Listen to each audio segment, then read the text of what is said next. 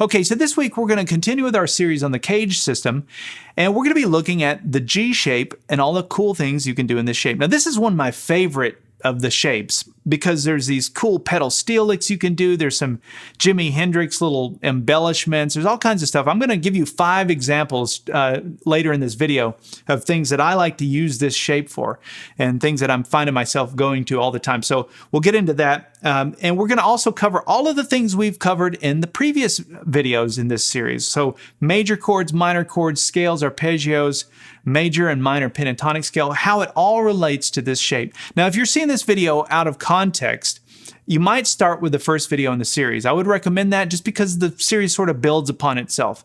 So the first video in the series was EP556. And the easiest way to find that would be to go to activemelody.com.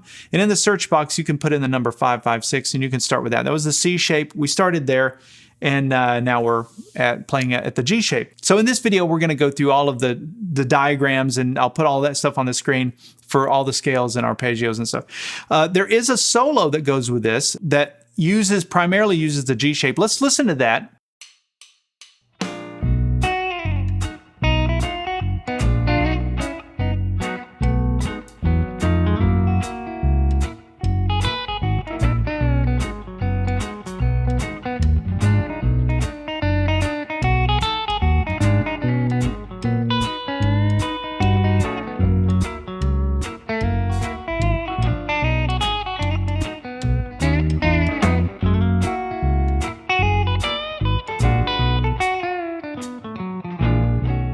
So pretty much all of that was played using the G shape. We pivoted to another chord. Now that's going to be in the part 2 video. So I'll explain that. You can watch that. You can also download the tablature for that and the MP3 jam track so that you can practice playing all of that. If you want those extra materials and the PDF cheat sheet that comes with this, so all the diagrams I'm going to put on the screen, you can have access to all of that information by going to activemelody.com, go to the weekly lessons page, and do a search for EP559. Okay, G shape. What's the deal? What's the deal with the G shape? These shapes are all chords down in first position. They're just labels. When I say G shape, it's just a label. You'll see that as we get into it, that it's a label, that it's a container, and we're going to be able to put all this cool stuff in it. When we play the G chord, it's probably one of the first things you learn when you play guitar. It looks like this. Pretty easy chord to play, right? It's one of the easier ones, I think. Now, the problem comes when you have to move that shape. And this really confused me with the CAGED system, with this chord in particular, because it was so difficult to move this up and then bar where the nut was and try and recreate that. And I thought, well, okay, I can sort of do it. I mean, it hurts my hand to do that. And I don't ever see guitar players using, this chord voicing. And so it wasn't until, years later that I realized the CAGED system isn't about trying to make the chord literal. There's nothing literal about it. It's just about, this is the parameters. We've defined the parameters by this. Let me show you what I mean. So if I take this shape and I slide it all the way up here so that my pinky and my ring finger are now on the 7th fret, that's a B note. Therefore, if I play that chord voicing, I'm playing a B chord. That's a B chord using the G shape. But that's not what's important. Here's what's important. The parameters I've defined by putting my fingers there. So where I've got my index finger, that's the 4th fret. And then where I've got my ring and pinky fingers, that's up here on the 7th fret. Those are the frets we're going to be making all of this stuff in. The major pentatonic scale, minor pentatonic scale, major chords, minor chords. We're going to do it all in this area for one chord. So we're going to be looking at a B chord, just as an example. And the notes to pay attention to, which are the notes that define this chord, are where my pinky is, for example, on that 7th fret, 7th fret 1st string. Same is true on 7th fret 6th string. Those 2 notes are both B notes. They're 2 octaves apart, but that's a B, that's a B. Therefore, when I make this shape, I'm making a B chord using the G shape. There's another B in there though, and that's on the 4th fret where my index finger is barring here. So that 3rd string on the 4th fret, that is also a B note. So we have a B, go up an octave, we have another B, and then go up another octave, and we have another B, and they all live inside this G shape. So if I wanted to play a C chord or a C major scale or C, anything to do with C, using this shape, All I have to do is find my C note on the 3rd string, right? There's one here, or find my C note on the 1st string, which is up here on the 8th fret, and then I can come in and I can play the C chord, right? Now, here's the thing. Guitar players don't play this voicing. That's just too awkward. Maybe some do, but I don't ever really see that. But here's what I do see. This triad, let's actually move back to B because everything we're going to be doing is in B. So we'll go back to our B chord. So this chord voicing people don't play, but here's what they do play. They play this triad. That's the real guts to the whole thing. And it's super easy to do. One finger. And I'm barring here on the 4th fret, and I'm playing strings 4, 3, and 2. That's a B chord. And when I've got some embellishments off of this. So I can put my pinky back up here on the 1st string, 7th fret. And see, that's another B note. There's another way to make that chord, another voicing for it. And I love this because you see it in the blues all the time. Walking down from the major chord down to the dominant 7, which we'll get to in a minute. So you've got that voicing, you've got the triad itself, and then here's another one I see all the time, and I use all the time. That's where I've got that same triad there, but I've got my ring finger, in this case, on the 6th fret, 5th string. And that's another note from like the bottom part of the chord. So in my mind, if I'm going to play the major chord, I'm not going to do it like this. I'm going to split it into parts. I'll either play it like this, or I'll play it like this, or I'll play it like this. I mean, that's all you need of it anyway, right? You don't have to try and get all 6 strings. Those are just parameters. That's all they are. They're suggestions, but it doesn't mean you have to play them all at once. Now, there's a correlation between the G shape and the A shape. So remember, we're playing a B chord here in this example. And when I play this, it's like a mirrored image of the B chord using the A shape. Look at this. There's the B chord using the A shape. Here it is using the G shape. Do you see all that changed was the bass note? We had a B note down here if I'm using the A shape.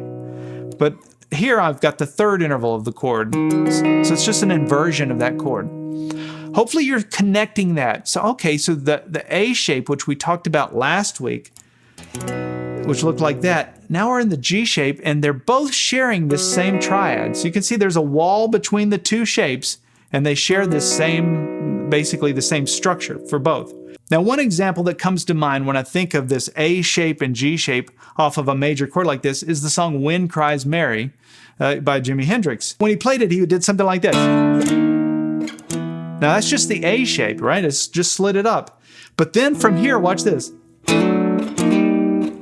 I played those same 3 chords using the G shape. Do you see what's going on? A shape, G shape.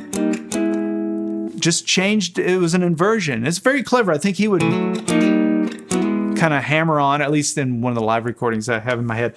But that's a good example of playing the same 3 chords, but just switching shapes, and you get different tonality. All right, so now let's look at the major scale in this G shape. Now remember, we're playing a B chord, and here's how we're gonna do it. We're gonna start with our pinky down here on the 7th fret, 6th string, and we're gonna walk up across 2 octaves. We're going to start down here and we're going to walk up just like this.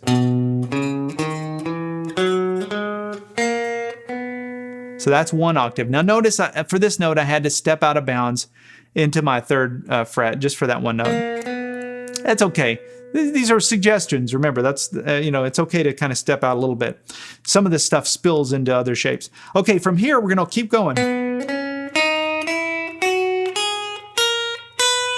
So that's 2 octaves of my major scale using the G shape. This is the B major scale using the G shape. So you're going to want to practice walking all the way up and then walking down. Now I find it easiest when I'm hitting that 3rd fret to slide into it like this. And even coming up. It just allows me to keep that index finger in position there. All right, so those are the 7 notes of our B major scale in the G shape. Let's get rid of 2 of those notes. We're going to get rid of the 4th and the 7th interval, which leaves us with the B major pentatonic scale. So the major pentatonic scale is in the same neighborhood, same shape. We've just pared it down to 5 notes. Penta means 5, right? So here's what's really cool. You know this shape. It's pattern 1, good old pattern 1. It's probably our most familiar shape out of the pentatonic shapes. So now we can play all the way up and down our B major pentatonic scale, and it's in the G shape. All right, so now let's take our B major pentatonic scale, which has 5 notes in it, and let's get rid of 2 more notes. We'll get rid of 2 notes out of that, and we're left with only 3 notes. And those 3 notes are going to be our 1, 3, and our 5, and that will give us our B major arpeggio. So we're going to start with our pinky on the 7th fret 6th string, and we're going to play, that's the 1, that's the 3, and that's the 5. That's our B major arpeggio. Now let's go up another octave. 1, 3, and that little triad there on the 4th fret. 1, 3, and then there's the 5th there. We're going to come up to the 7th fret 2nd string. And then we've got another note, or the start of another octave there on the 7th fret 1st string. So let's walk it down. So that's our B major arpeggio using the G shape. All right, so we have one other item in our major umbrella here, and we're going to look at the major 7 chord, that pretty dreamy sounding chord. And remember, to play this, all we have to do is play our 1, 3, and 5, which we just did, but we're going to add one other note, which will be our 7. So here's how you make that chord in this shape. So we've got our little triad that we keep talking to. A lot of things are going to relate back to this triad here, right? So that's our B triad. So then we add a finger to the 6th fret 1st string. I'm using my pinky, you could use your ring finger. That's the 7th interval of your major scale. 1, 2, 3, 4, 5, 6, 7, right? And then you have that sound. Okay, let's keep moving. Let's look at our dominant 7 stuff, our B7 stuff, using the G shape. So we just looked at the B major 7 chord, right? Remember, to play a dominant 7 chord, you just flat the 7. So it's 1, 3, 5, flat 7. So if that's the 7 and we flat it, there it is. You can hear that, the blues, right? That's our B7 chord using the G shape. Now, what I love about this G shape is there's 2 places to play it, and I use them both equally. They're both very cool, and they both are connected to this B triad here. So that's one voicing of it. The other is to come down here and go like this.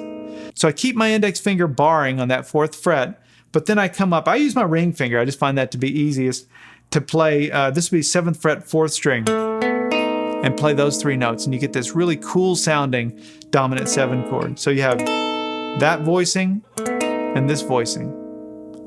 All right, so now let's connect a scale to that dominant 7 chord, and the best scale to match that chord is Mixolydian scale, because it's got your major scale, it's got the notes of your major scale, but it's got that flat 7, just like the chord has.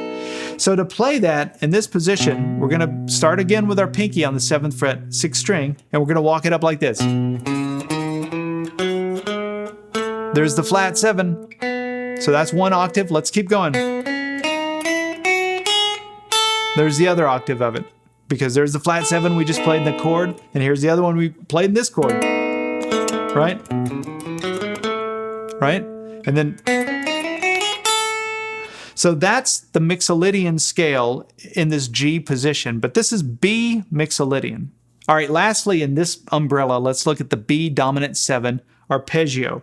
It's just the notes of your B7 chord, the root, 3rd, 5th, and the flat 7. So it looks like this. Starting again down here, 7th fret 6th string, we go root, 3rd, 5th, here's the flat 7. That's one octave of it. Let's keep going. Root, 3rd, 5th, and then there's the flat 7, right? You can see those in those chords I showed you, right? Those notes, they're just highlighted there. Now remember, as a premium member, you do have access to a cheat sheet that has all of the diagrams I'm putting up on the screen. You have them all into one downloadable sheet. I just wanted to mention that for whatever that's worth. Okay, let's move on to the last umbrella and look at the B minor stuff. So we're going to start with the B minor chord in this position. And so here's how I play it. This is how I think of it. I'm going to bar the first 3 strings with my pinky on the 7th fret. You can hear that minor triad. And then I put my index finger down on the 4th fret, 4th string. And that's one voicing of it like this. I've got my middle finger that's just hovering over this 5th fret, 5th string. That's another note in it, but it's getting awkward. So if I'm ever making a minor chord in this position, pretty much what I'll do is this, right? Or maybe like this, you know, just this little triad. But I don't ever try and make the whole thing with all 6 strings. It's just ridiculous. I can't even really do that. So I think of it in parts like this. Now here's a quick reference back to the E shape, but when I'm making this chord voicing like this, where I've got this bar, if I were to bar all 6 strings here and use the E shape, that's another voicing of my B minor chord. And hopefully you go, oh, I get it now, right? There's my E shape, and there's that little triad, and you can see how it connects now back to the G shape. All this stuff sort of connects. And these triads are shared among all of the CAGED shapes. Okay, let's match a scale to that. We're going to match the natural minor scale, the B natural minor scale. So we're going to start with our pinky down here on the 7th fret 6th string, and we're going to walk it up like this. There's our flat 3rd. Remember in the natural minor scale, flat 3, flat 6, flat 7. There's our flat 6, flat 7. Back to the root. Let's keep going up. And then walk it back down.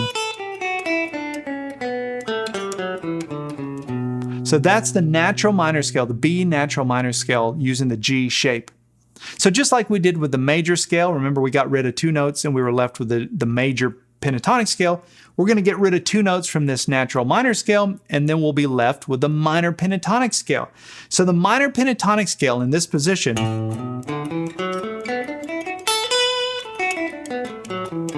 looks like this. This would be pattern 5 of your minor pentatonic scale. It lives inside of that G shape. So just remember, when you're playing your minor pentatonic scale, pattern 5, you're inside of that G shape, and all of the stuff we're talking about is in there as well. So the last thing we're going to cover under this minor umbrella is our minor arpeggio. It's the 1, flat 3, and 5. So it looks like this. We're going to start again, 7th fret, 6th string with our pinky, and we're going to go up. There's the flat 3, there's the 5. That's 1 octave. Let's go up another one. There's another octave. And then you can come up and hit this B note up here. So you can go.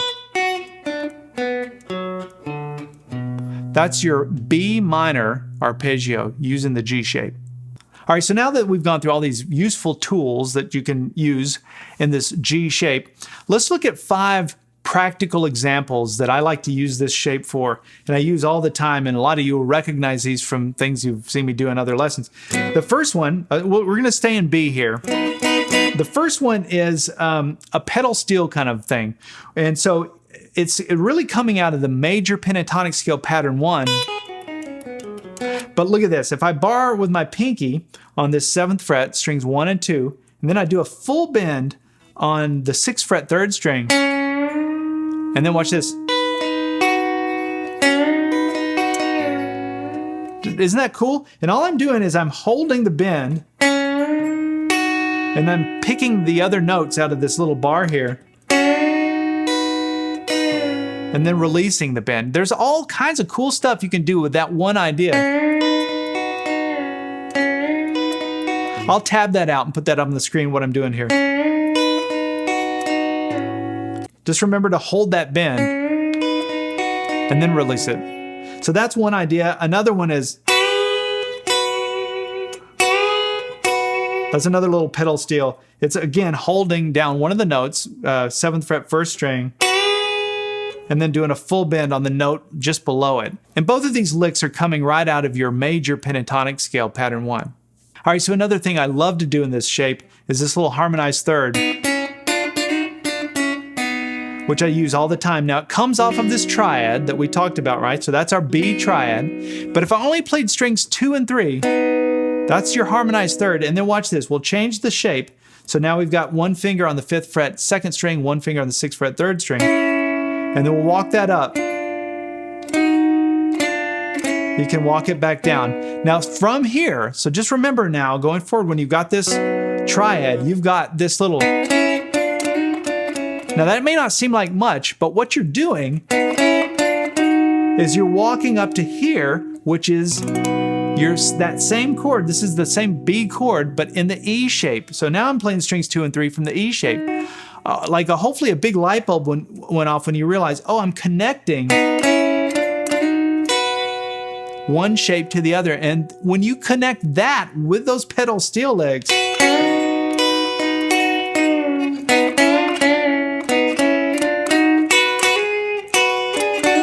you can start to make all kinds of cool harmony stuff off of that. So that's just something I use all the time. Now, another idea is this, I'm calling it a Hendrix embellishment. I think of Hendrix when I think of this. All right, so you know this triad here on the 4th fret, and you have a series of hammer-ons you can do between the 4th fret and the 6th fret, and you're gonna play strings. We're gonna start with strings 4 and 3. That's one idea. Just bear with me. And then we're going to come up to strings 2 and 3 and play this. So that's another idea. And then we're going to come down and we're going to bar and play strings 5 and 4 on the 4th fret. And we're going to hammer on to the 6th fret 5th string like this. And look at what I'm making there when I play that. Oh yeah, there's that B chord with the 3rd in the bass. That has that inversion like in Wind Cries Mary. So I've got stuff like... Now all of that is playing off of my B chord, and to me that's just got a Hendrixy kind of vibe. Now then you've got those harmonized thirds. All kinds of cool stuff that lives in this G area. All right, so another idea that I get a lot of mileage out of in this G shape is, I showed you this, right? Playing strings 4 and 3, do the hammer on to the 6th fret like we did, but then watch this. That brings me into that 7 chord, that flat 7. And that sound is used all the time in blues, in country. And then you can go and resolve from, like, if that's the 5 chord to the 1 chord using the C shape, right? Another whole thing. But this little slide, so from the Hendrix embellishment here on strings 4 and 3, sliding into that flat 7 is just a really cool sound. And remember, you've got another one up here. And the last idea is a little blues idea that I see a lot of blues guys using, and that's to go from this voicing, so there's the triad with my B note in the top here, and then walk it down. That's one of those things that may not seem like much, but if you start thinking about the scale,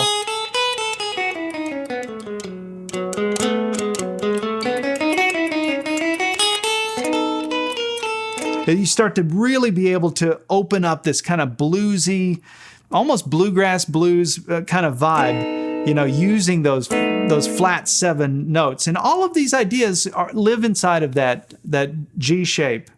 All right, so did you learn something from this G shape? Even if it's something you're familiar with, did something new sort of pop off the page? If it did, leave a comment below and let me know what that is. It's always helpful to me when I can see what's resonating, what's working, and what isn't. That's how I can continue to improve these lessons and make them better. All right, so come join us in part 2, where we'll go over a little lead part that utilizes a lot of this shape, and there's a jam track that goes with it, tablature for all of that as well.